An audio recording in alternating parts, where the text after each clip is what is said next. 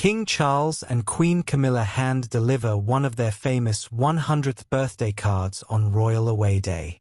King Charles and Queen Camilla have kept the royal tradition of celebrating UK residents turning 100 with a special birthday card, but rarely do they hand-deliver.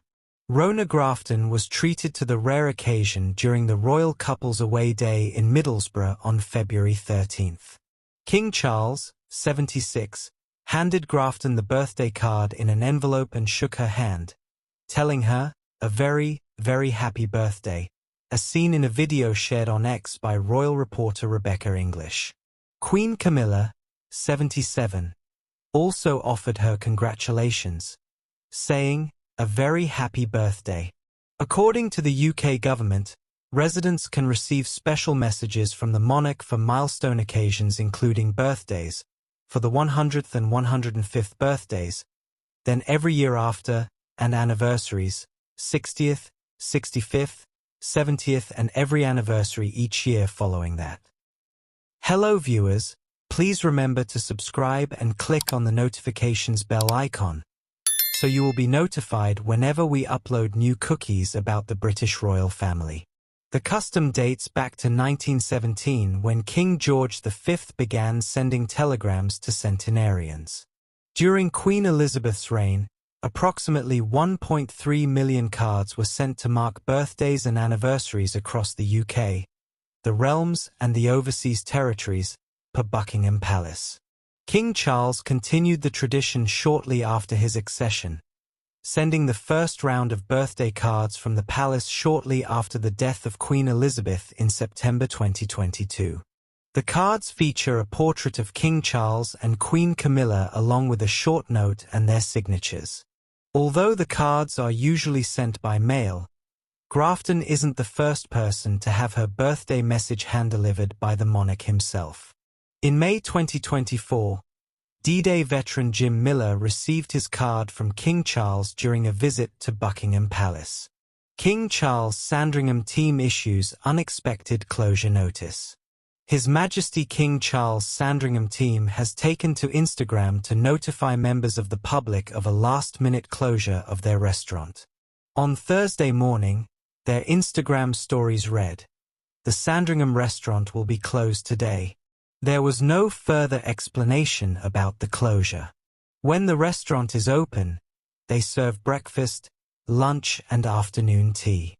Our afternoon tea is served on Chelsea botanical porcelain, a design closely derived from a large collection acquired by Queen Elizabeth the Queen Mother, and includes traditional recipes using many seasonal products grown on the estate and the finest ingredients sourced locally, the website reads. I was also struck by the beautiful gardens and walled garden which comes with the property, which were idyllic. One surprising feature was what was inside the kitchen cupboards. I couldn't believe the royal mug collection, which had me deliberating which one to choose each morning for my morning cuppa. It also gives you a chance to glance into Charles' private property. To the right of the property there is also an out-of-bounds access to the royal household's greenhouses, which, from what we could see, stored urns and huge plant pots with royal ciphers, many florals for cut flower displays and loads of chili plants, Laura explained. Following the death of the Queen Mother, Charles and Camilla took on the house, and while they didn't touch many of the rooms, some did require renovations and modernizations, with the work taking place before the couple moved in. The morning room is a frequently used space, the location of choice to host guests when they come to visit. It's a traditionally decorated room with an ornate fireplace. King Charles and Queen Camilla visit Princess Anne's wedding venue, and it's a winter wonderland. The King and Queen attended church on Sunday as they enjoyed the rest of their winter break in Scotland. Charles, 76, and Camilla, 77, were all smiles as they were driven through the snow to the service at Crathy Kirk Church. The monarch sported a tweed jacket as he waved from the back seat with one of the Queen's companions, Lady Sarah Keswick. Meanwhile, Camilla was wrapped up against the cold in a dark wool coat and a furry wide-brimmed hat. It's a small Church of Scotland parish church in the Scottish village of Crathy close to the Balmoral estate. It's best known for being the regular place of worship for the British royals when they're staying at the castle, and is also where the Princess Royal married her second husband, Vice Admiral Sir Tim Lawrence.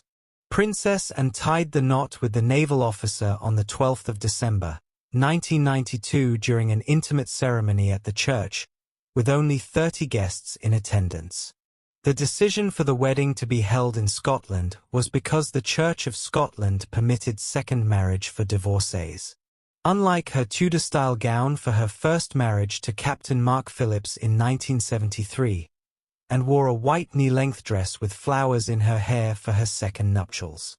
The newlyweds then celebrated with family and friends at Craigowern Lodge on the Balmoral estate. As revealed by the court circular, Charles and Camilla retreated to their Scottish royal residence last week, with the king having owned Birkhall on the estate since 1992. Charles will be back in London on Monday as he is set to host 3 organisations dedicated to educating future generations about the Holocaust at Buckingham Palace. King Charles' poignant decision to not reveal his specific type of cancer was a conscious choice. After announcing his cancer diagnosis earlier this year, King Charles has not shared what specific type of cancer he has, and there may be a poignant reason why.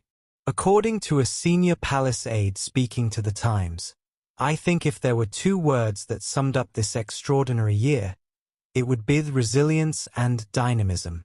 The Times cited a palace source who said that the king's decision not to reveal the type of cancer was a conscious choice to be able to reach out to the widest number of people who are experiencing the disease, rather than narrow the focus onto a particular form of cancer, the outlet reported.